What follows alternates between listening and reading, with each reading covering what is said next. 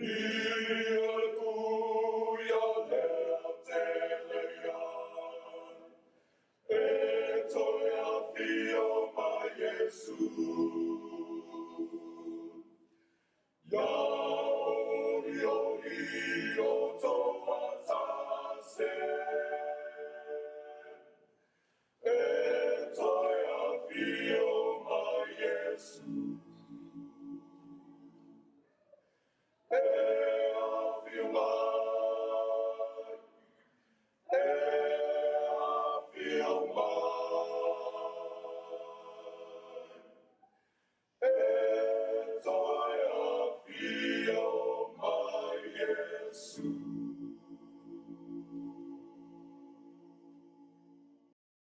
Ia, e wholinga mai rua. O kwasa puku a mari wa. Ia, vi ia le tua. A te le tua e ero te tunu. Si le fie le tua, le me le wo i ele la lolan. Ele au te umstein.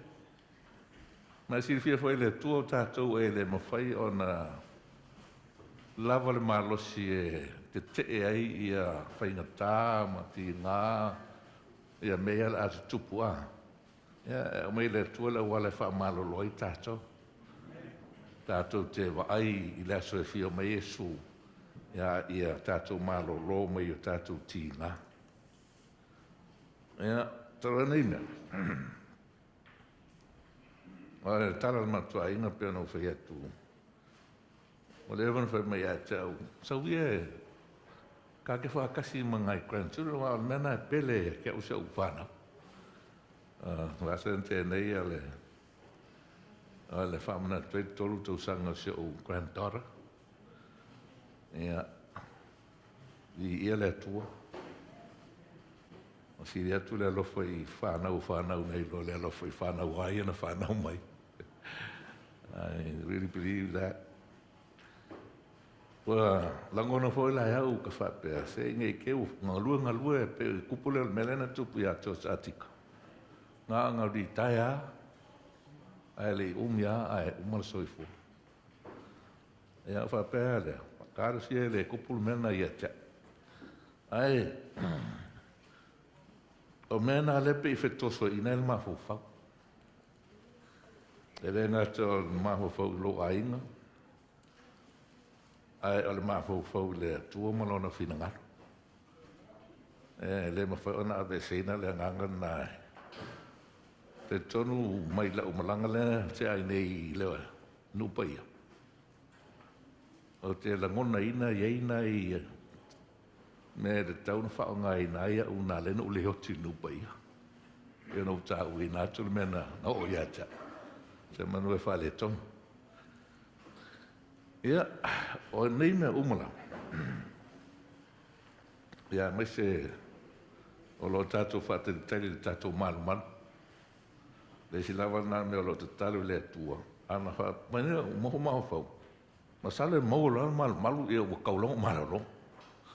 A lewa accomplish me mautu e lotu a. Ia, a toru wha mafuanga nā, wako e ngā mau le malu. Ia ngai keu mau ral malu malolo. A toru, e si vanga toi e taunu whaila. So, o lo ulanga ngona. Ka rau koe fwoi me nupa ia mo maa fau. O lea se me ka ua tauna o shea inatu. Ina ia mauti noa ua lava tā pena ma ua lava sauni tangata o le atua. Wa po lea le tele o nisi fe au ma nisi whaamatalanga.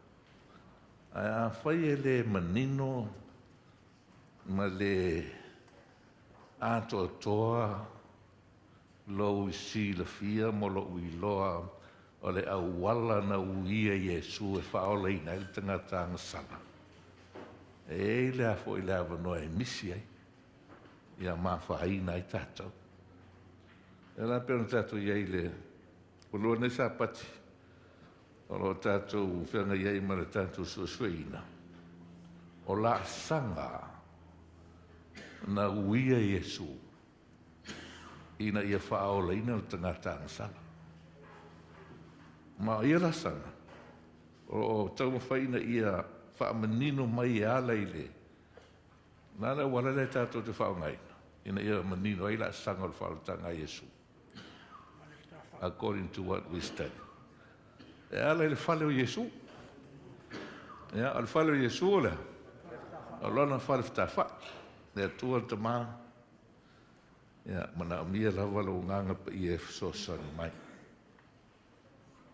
Ma sire fia mea e tele te tau na mātou sueina. Ina ia ua i whane nefu i se tasu i mātou. Le ala o le whaarotanga. Na tuua i lo ano pele i le langi. Lo wale to tasi. Ma ele i whaingo fie. Ele i whaingo fie. Ai whaatai le tuua i lo whina ngalo lofa i ate i mātou. Mano a tau te mana o mia ina ia whaamalam lama manino e lo nganga pa ia i o lātou whina ngalo mo mātou loto. Ina ne i whaase ina i mātou. Ma le a tō tōra mātou saunu ninga mo lea langi ma leo lai whawapau. Ia mātou taro lea whaatai do whaafonga mai ale lo swafa Yesu. Amen. Amen. Ia. O tātou susuenga nei pēr whai o lāwhino ngalo le tua mai mō pēr malusi. Langona e o atu ai teima tātou sauninga leo lo fuafua o la lawa e whangahio le ai whaaso. O ai le mawhana whaamatala ine se aso e tasi po se masina e tasi ia tūlanga nei o a. Ana me mumua. O le a tātou wawai. E iei le ka lena le atua. Did you hear that? Did you hear that? God has a calendar. Or God has a schedule as to the steps that Jesus Christ was going to come and take in order to save mankind. Ora minga ele nga se kasi se la sanga. Ai ai la sanga o uma ona fasino mai le tua. O la sanga foi na a fa pe te manino mai malam lam e ma o savali ai. E mauti no foi. E fa o leina tata. Ai a foi ese me misi. E a no vinga e fo linga fo e misi le tatu sa linga morelang. Ya mai la tatu to e tilo anga il tatu wat a. E el fam talanga fo nei fa pea. One picture is worth 1,000 words. Esa. E kasi data e afengi ngi upu e whaamakala i ngai leakta le tas. So si rewhia le leia le atua, e le lava upu. E le lava lana whionga tusi a. Ina ia manino ai mamalam lama i tātua, ma whangana, ma e le tua le ata. E le ata e mwhena wha upu ina o le blueprint a. Ia, ma o le ata o le whale o Yesu. Ia, ma la ato e tā ua whai nei. O le vai aso atu e luena na amata whapea le a whai nei le tātu mtaka upua wa amaka mai piko lea. Ka luai o nai, ka lau latu i oki kiro i mea tangata i ukaia. Tau si wheo taulinga ngana e pelolo tu si etu spai. E le amaka i le tū lea. Esa. E le amaka i ona tusi le tusi pa ia. E amaka mai whea.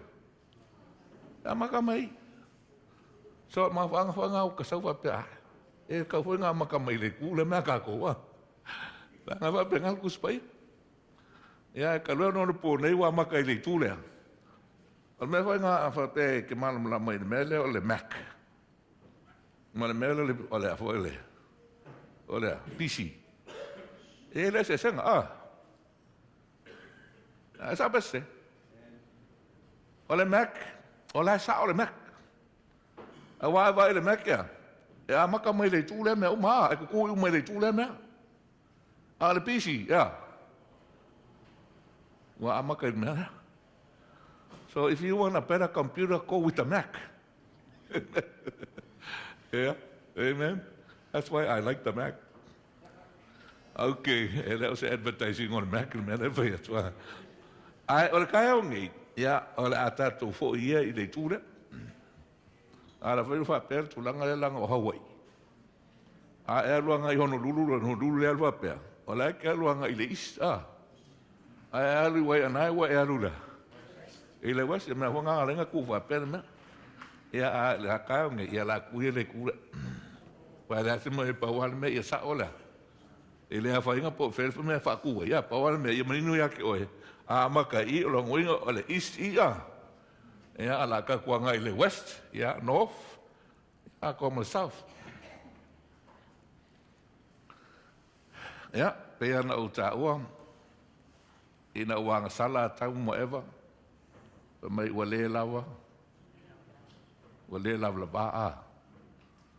La la me mo mo lawa e te tau na fia mai Yesu e whai na ia ufi le lawa la baa. E nau tā. Tau na fia mai Yesu ea. E soifua maola, whaatasi ma tangata I whafole, o le whalefta wha, I po le whale o le atua. Ina ia mau o ia whaatasi ma tātou, ma whangana wha mai ua liu tino tangata le lo kou, e ne ngā te lea wha mai ua tabernacle o ia ma tātou. Ona venga na fia mai sua whaatūlo na whale ie, whaatasi ma whale ie o I tātou, o tangata anga sala. Ia, e le ngata I lea. A so se teimi lava o le a matai se vaenga o le whaarutanga Yesu. E anausu mo mua I larolangi. O na vinga leo se tūlanga whape whaate ia le mea leo tupu. Ai e anausu mo mua pe whai loe le tua I tangata. Le mea o le a tupu. E le ngata I lea. Ua oma whaana whaatūlanga I le tua I lana kā lena, le tausanga ma le aso e tu tupu ai mea ia. Leisa amen. So o le tua la, ea, e whaatūlanga le lei mea uma. E le whaakali le kua whai nei o, ia, se o le mea le oso mai le mea, ma le mea no. God is very orderly. God has a timetable for everything. So la fasili. E ese taimi ua what? Ilonga ina I le tua e a fio mai Yesu. You think God has a time for Jesus to come? Yes. Do you think God revealed to the world when Jesus was going to arrive here on earth? E eise mea na tupu le lalolangi po se mea na au mai le tua ina ia saungiungi ai le tangata pe a whai o le a soifua mai Yesu ua uma o na saunia fina ngano maloto ina ia langona I lātou o Yesu le ua fium. Yes or no? Yes. What was it? Voilà. Ngā iei se mea na tupu ia isa la elu e ka ua kuai o le a fio mai Yesu. Ngā kaurio Israel no le tua. How did he tell or how did he prepare Israel for the coming of Messiah to earth?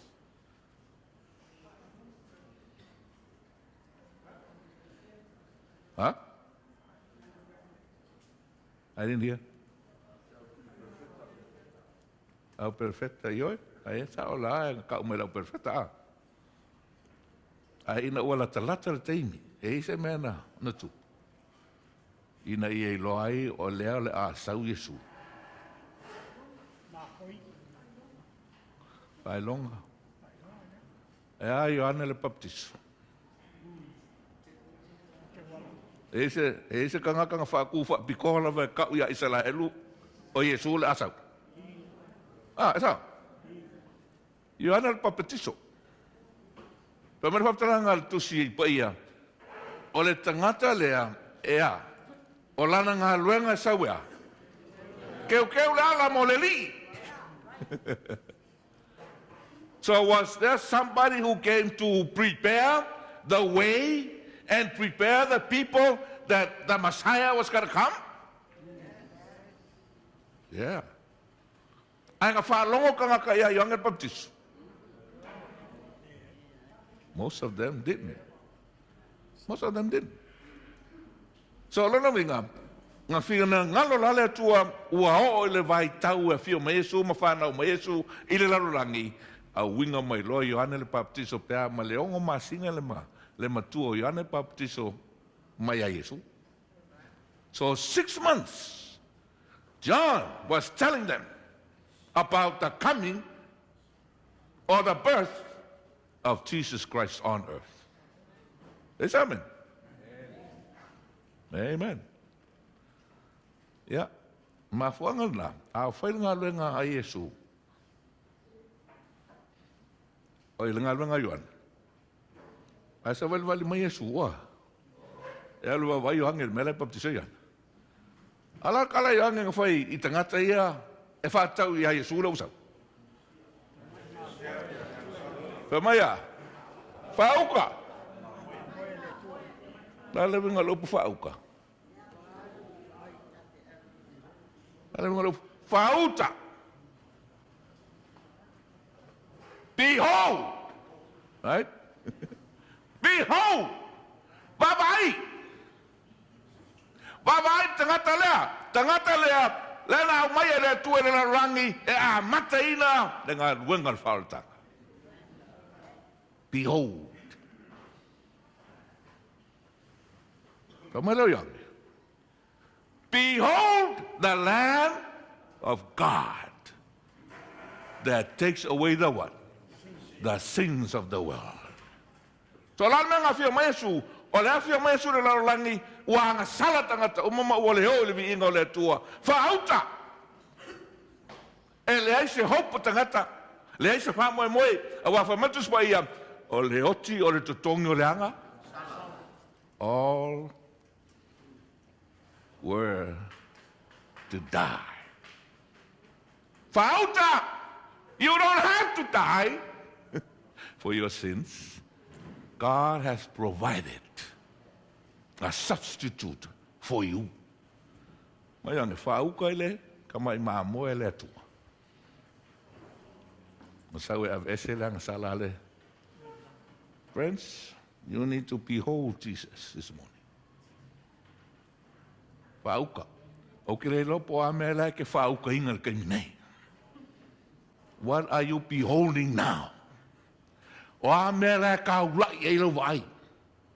O a mea lai alu e lo mawhauwhau. O alu lo mawhauwhau I mero lalo langi, ma le a fo I ma le whainga so whale, ma sau ka wale maa ngaia, e ke whea luai wa I ai. O a mea ngai kum wai lo mawhauwhau teimi nei. Awa po le ala tela mea tātou te maua mamanguia soi whangal nei, a whai e misir ka ulai o mawhauwhau o Iesu ka mai maa moenga sau wha mangalo kako. There's nothing. Nothing. A mai upal kuispa ia. Na usau le lavalava. E koe alua le lavalava. E sa ola le whaapunga, sau le lavalava, koe le lavalava. Esa. Think about it. Esa o mo ia fa punga. A failanga e sa ule blaba, ai ko ule blaba, e kere sa ule sa mau. Think about it. So do you need to be clothed when you live here in order to make it to heaven? Wale upo le wha menga saure lau blaba, e le o wha ka kaumu. E ngā o le lea o se la ei. Pa penga kako wha ngau mai lengi la ei, e ke koe haru kunga mau o le fo so la ei. No! e whakakau le laulava, e peo nganga sala kau ma ewa i loa le laulava, the reason why they were not even clothed, because they sinned. So a whaila sanga whanga mai ka kau anga sala. E ma whaila kako koe uluku ngā mau, ma le anga sala. I expect the alu le lang. No. You need the clothes or the robe of the righteousness of Jesus Christ. Can you say amen? So lona minga, whamai whamkakus pa ia ngā e sau le lau lawai koe, le tangata lai le mau le langi, e koe alua le lau lawai. A tangata o le tua, e mongia o lai anga sala. A e alu malonga lava o le ami o kongu e Yesu Keriso, le anga i le aisa kako maami o tonu, whamai tutua ia pe o le i o le mai. You cannot save yourself. Whamai kuspa ia, whapei o le ngā mili. E le ma whaira ngā meri o ngā suia lo ngā pau. Whapei o le Ekiope, o le Ekiope, e le ma whaira Ekiope o ngā sui lo ngā lang. Ai whamai kuspa ia, o se ua ia Keriso. Pau ka ua, ma vai mea tuai. A ua whaafo inga mea uma. E le leile tua. Ya? Dala ua, o fia mai Yesu, mau whakasi maka kou, so i fua se o langa e leanga. Yeah, perfect life. Mau ala mi o tonu e a Yesu, al sadila. Wala wahale perfect life o Yesu, ma le ofo Yesu e ofo ai, kaku woila. Wala. No. Langa o le fia ngalo le kua, ma le po kalame atua, e iei whaasi kepo malasanga, inga ia maua ai e tātou le whaaola. Ia, ngā anausra le tua, ia leisi la sanga le skepo le whaalkanga, o le asa so'o mani mea, ma Yesu, o le asa so'o ma Yesu. Ina ua umana soi fua se o langa leanga sala. What's the next step? O kaunga kou sira fiangi. La resi skepo ngā la Yesu. La yo tonu le loto a. I le mele ka ole whakaya.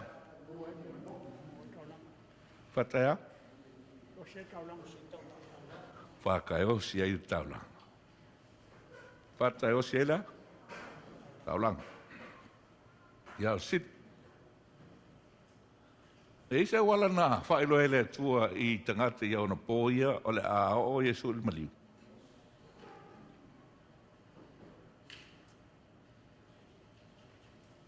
Aile i. Aile i o tatu e o se koe fsile kwai. E loe se sile aso na whana o Yesu.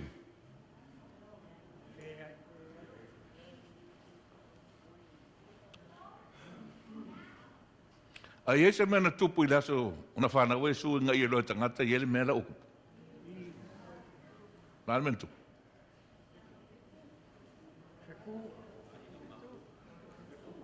Ngā waai ia le au leo leo mā moe. I le fe tū wā. Ngā whaalongo le kou se leo mai i whiku.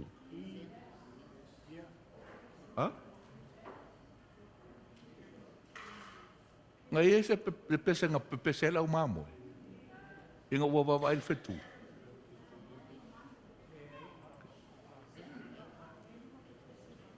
Anga whawhewhenga i loa le au mākoi, e ele me lele wa tupu wa whangau mai, ia Yesu le kupo le au iutaia.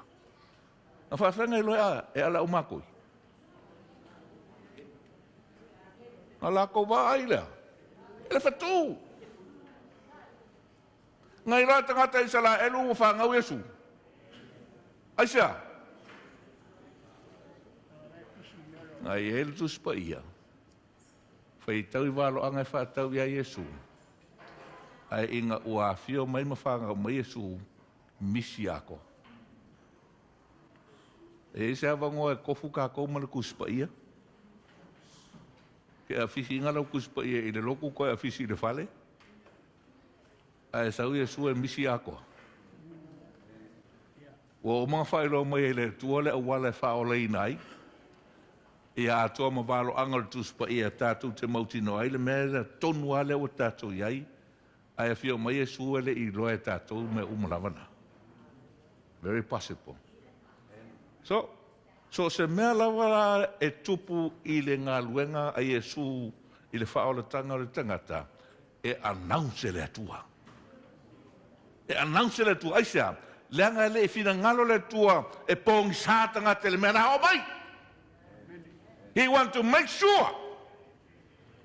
A whai e se mea ka ua le a kupulu kako e ka le sia, e whaakari se o laso lea o iai, e le loe kangaka po lan me rato.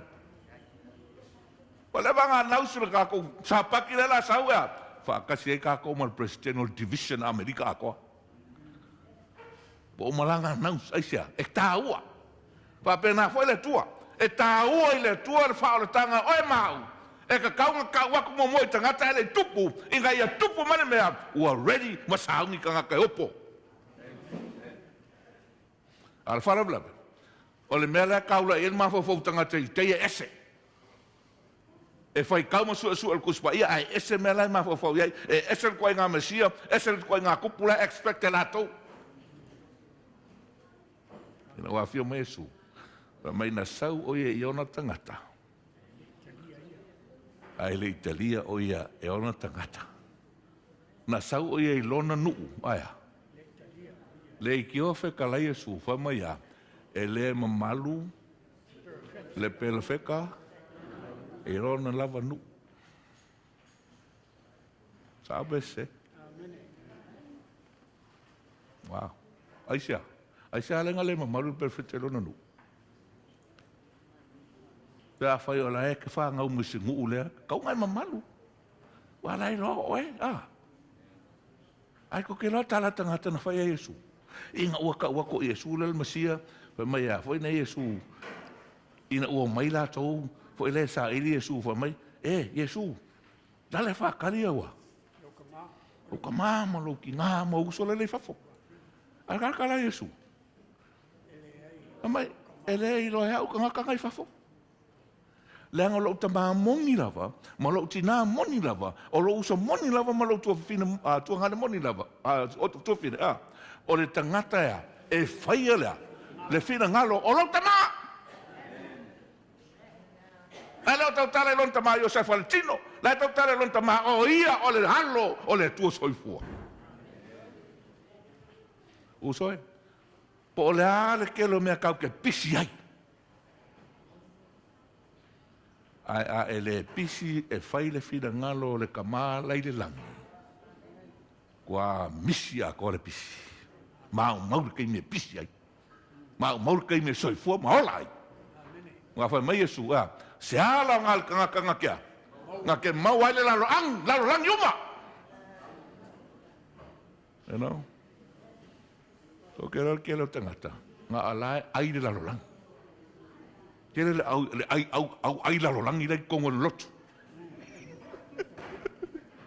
Esa bese. Ya ngai lo pe fa pe nga foi vai pola lo ko ai la rolangi. Uno. Ai via la tua e kali al kanga ke le kua awala fai fo al kala ris kanga ka. Nga fa ke kai vai re fa pe o ko la ke ai la rolangi. Ele le tua. We need to be serious. This is no time to play church. Ele se kaiminga I kako ke ka alo I le lotu. Le ai. O le kaiminga I ma kua whaile me sili e ke ma whai o ngā whaia ma nu o lai e ola ma le malosi a te oi. You know, ngā kau e le conference o e mo hoki ingisi o lato. Now, I'm not going to find George, how do you feel? Well, everybody's sick, I guess, huh? Ai ko si feel too. Kalungo I. Walk is going a rob. Remember rob? Al kanga ka ngai ngai le tu. Al kanga ka ma lo si foi. E kai kupulanga ma ua. Le ai se la ngona pe ai se ma fo fo ngol calfes e mo hoki rob ngai loa. Ai nga kai le. Nga sau Gary Johnson. O le ke kupere lo. O sole e ai vete tēru ka malo wha maongi le health message. E le pukal mga wapewa. Kwa slim lele ka malo healthy. Alal meu tupu. Ka alo whai, Aola ke vai la il fai fa le pe mo mo ki fai fa le wole anga nga kinis. Nge ke wa ka wa le la mo mo ki ai ke fo wa hoki a ka mo ai.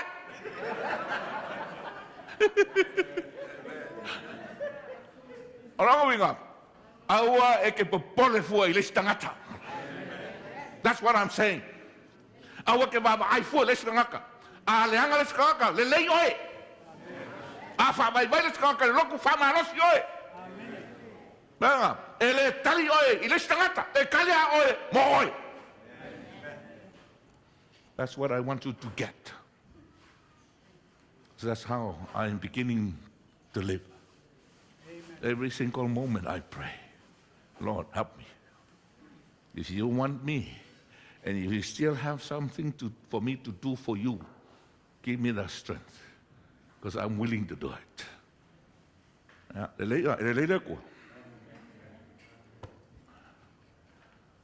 So, ala siana mea, ai siana lai ona le ta usa o mai tuspa ia le aso na whana wa Yesu. Why do you think ai whamai whamtalanga al kuspa ia?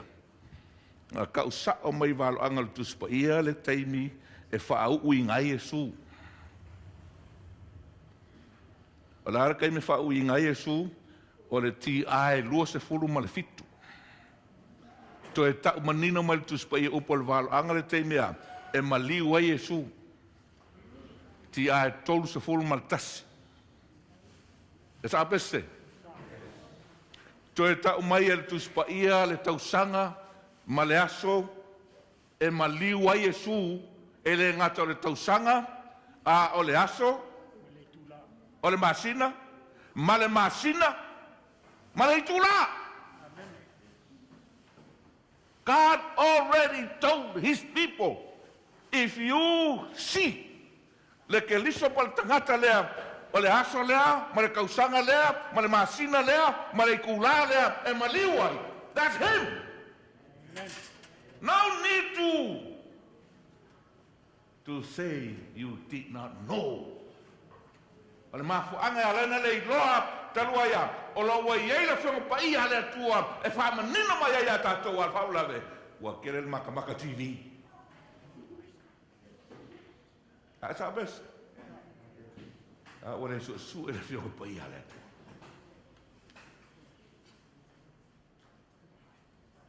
Ia, pea ngau ka ua kua le, whaso solo le kato maka upua.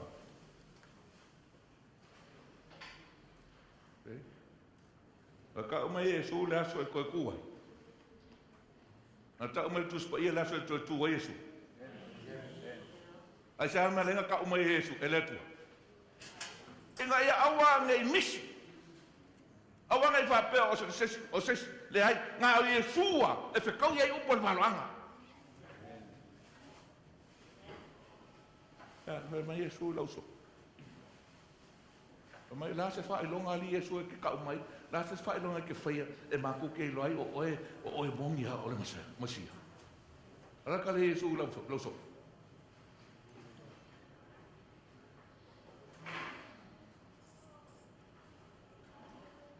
Kung si Sir Terry Yesu lauso. Mo ofisiri ka give us a sign. Pero kira ko alaw ke Sir. Paalong sa ukali.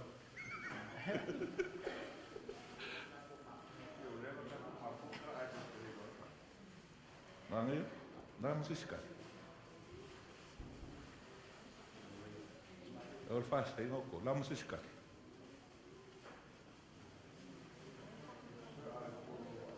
Lea se whaelonga Yesu. We want a sign.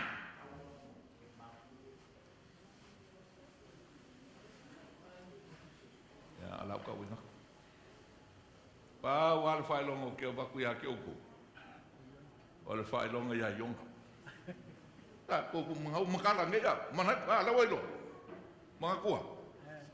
Whapei ona, iai o a iona i te tono le mangawa le ia.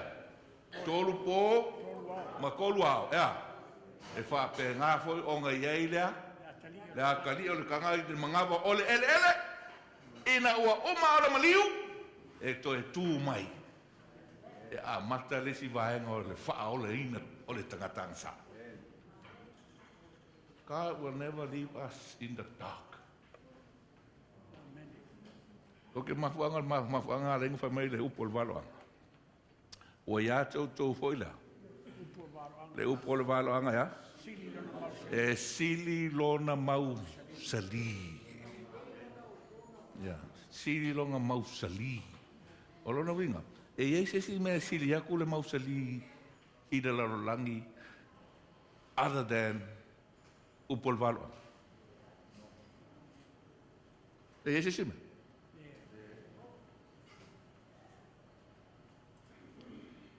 So la me sili nga mausali according ila upo le tuspaya. Upo le valo, maranga. A faya ke fia mausali le loku. Ale so upo le valo anga.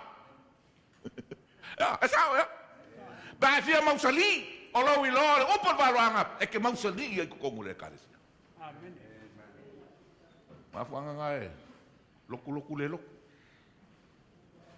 Wa ho ile o malo malama i upol valoanga. Ele mau. Ma fo anga ngai ka ua tanga taso fiku. They are the people of the book. E sao?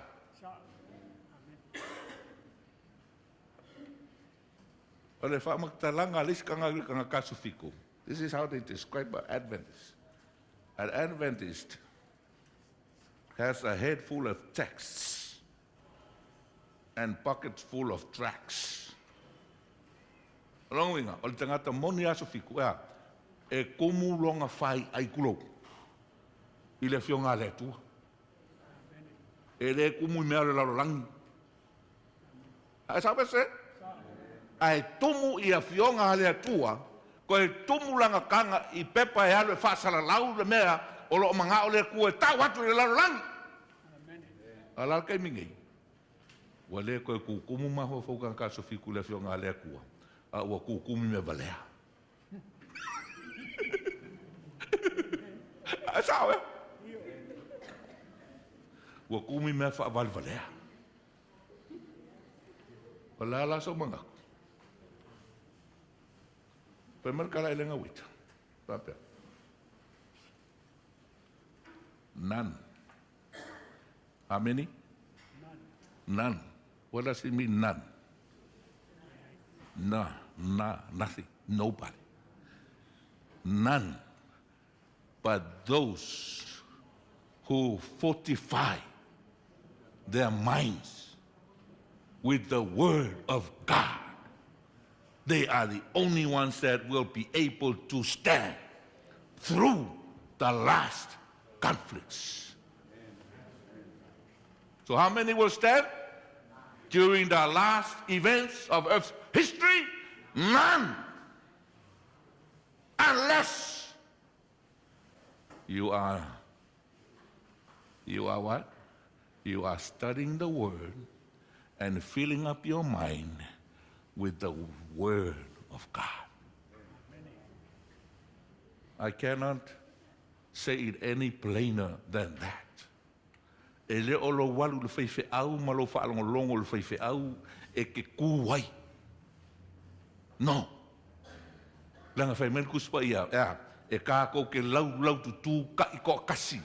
I luma o lenga foa wha masino o le atua, e karikari ka i ko kasi, e kusa malau mea nga whai. Awara ke pe pole fua polare mea halesi dai whai. Nga whape o kalwai o whai el ko inga le mea, why should I? Kalwai le alu ko inga le ngalwa ngalok, why should I? Awa ke kilo fua le stangata. E wha masino awe le kua, i lau amio.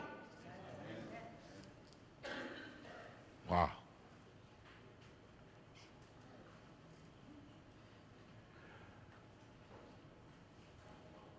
Pere tau atua, ma tala noa mas so usa whai whiau lea, le lo whale le kainga.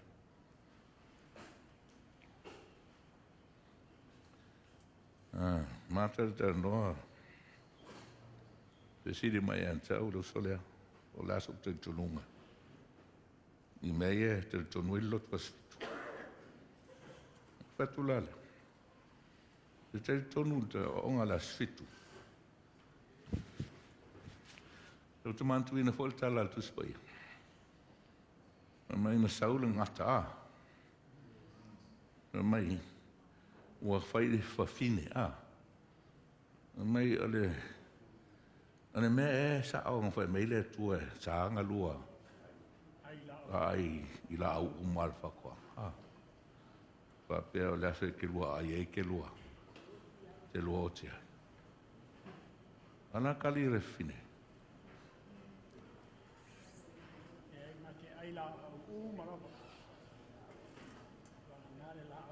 Mai re fine le ai. E mai le tua e mate ai la au malama. Ai aua ma ke papai.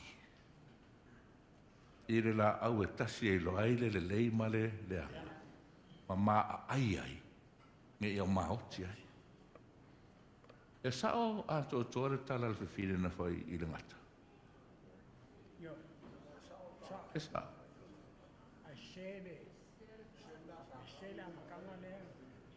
Nā mea ngā se. A e whai tawina tala le tua na whai a tamu ma e maa. O la au o mara whaatuanga e lua te a ai ai. A le la au e le lei ai, e ilo ai le lei ma le leanga. Aua e ke lua, o pai ai pe a ai ai. E leo ka ua se pai. Ngā le ai. O mai a o le la au rai le la. Aua e ke lua a ai ai. Wa leo a lesa te lua ai ai e lua ke o tia. E le ai lasa upu pai. E uia o lei el kako pai, ai le se pai u keimi ngā. E sao viste. E lei whai atu le tua au ke lua pai. Kako le kua aua le ai. O rana winga, e fōlina mai. Ia ke au. E ma whai o ngā e papai ai. Ia. Pawa mea aua le ai. Would that make sense? Have you ever thought about that? O le māngai e le whionga le atua. Māngai e le whionga le atua. So, pa mero la le lo usa whai whia. A se se la me le, pa mera si. O la mesi. Pa mai. O ngā kanga lo leo eva ua aile fuore la au. O ngā wakulo le i longa toa lua. O loo whaakasi ma ia ua ai e. O le whesilila, me lea leo whi ngā wenge i kaltunu. O le mea sa iei a tamu i kafa o Eva. Lea ngā umanga ai Eva, i liwa kuloa, pa me o longa ko ulua le upu le whao ngā. O le upu. With. Ya pa mai la usole. With her. That means Adam was right there with her. If I go in on me life, me le ngango valo. Oh yeah. La me life me le ngango valo. So si fiel me life me le ngango valo. E me le ngango valo anga. Ele i ai a kamu. Whaatasi ma Eva. Ina ua whao soina e le ngata. Ia Eva. E ai de fuole la. So la lau tentunu. E sao. Sa iei Eva. Ma a kamu whaakasi. O le mea sa. Ese le mea sa iei ia. Ia a kamu. Te roa o le upula. O le whiff. Ia. O le leo so kai ni foi le fa mamlama ko o ala le papel le tuai. O kere manga fa ngale le ngoi kai fa mau ni ai le point. So ngo fa la mo ko fai kau le mo. Chapter a ko la vol kene se to. A pea, o. Kere lo pea ngai loe se sila le whamakalang a wa la ia mala usu suenga. So lo whawhekai le kua le pōlea. This week. It's amazing. Pea whai e ke ngau. Lea koe fwoi la ul mau lea ka mai. Wai ate i tātou fwoi le upol wālo angai sili lona mau sali. E le lei ona o toa nau iai. Ai sa mea len kau ngau iai. Nā mea kau le ngau. O lo ngau inga ia a fasi o e se o ngai ngau ia. Le ai. O le upu nau. O loa. Ua e manao iai. A e mangao se mea ai, e ke ngofo e ke rea lue su ele mea ai. A e ngofo e ke rea lue su ele mea lawa e ngau.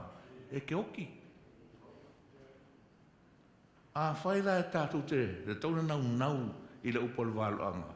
O lona winga. A e le nau iai. E ere mea tuku. Ka mau awa e wha pei o lea. O le mōli e mumu i le mea pōmisa. Se ia. Ia kafa mai ata. Ia maalua e voi le whekua. O lona winga uso e. Ia o ngā le upo le walo. Ia. O le au le alua ngai whamatalanga le mea lea. E sere māneia. O firu la fai wha mamma mātu lo uso lea. Le ai, se. O wha pere, kālo whai. E o oa i a mātou wai e lau whengāna. E leo. Ia, ana te ilale wa e-mail mai a ke o lo uso lea le pepalisi whiwhinge na tusi. E kau wha kona vinsa ia. Sa iai ia. Ka kasi a kamu ma ever ke ningo wha oso. That's another study next time. Si o wha mangingo inga le maa ngai o le kuspai. Ia kuia leo te lean, e toia fio ma Jesu. Ia ori o toa tase, e toia fio ma Jesu.